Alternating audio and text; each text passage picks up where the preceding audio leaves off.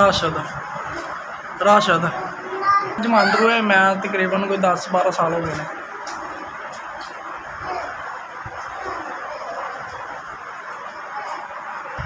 काम मैं कुछ नहीं करता, मेरा जिसम नहीं चलता, सिर्फ मुँह मेरा जबान ठीक है, बाकी कोई चीज़ नहीं चलती।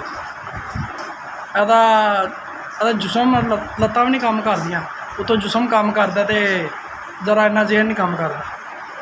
गलबात घर दे ना बाहर नहीं, इन्ना जहन नहीं है।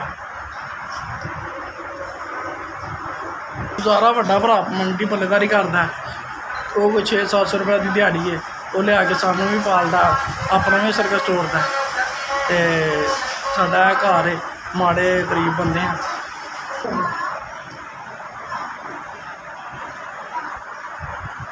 मेरा कल्ला भरा है, असीं 2 भरा मजदूर हाँ, ते असीं इन्ना कि चाहते हैं भी कोई अल्लाह का बंदा साडी कोई मदद करिए, अपने भरा दे बोझ ना बनिए, जिहड़ा कोई अल्लाह का बंदा सानू साडी मदद करने वाला है।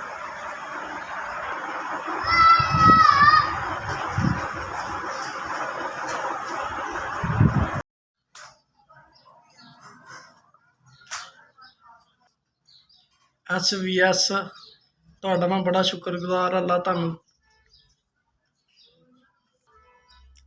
तुहाडा मैं बड़ा शुक्रगुजार है। तुसीं इंज दे काम करदे रहो। SVS तो ही सानू मदद 10,000 रुपये घल्ली है। अल्लाह तुहानू तौफीक देवे इहो जिहे काम करन दी।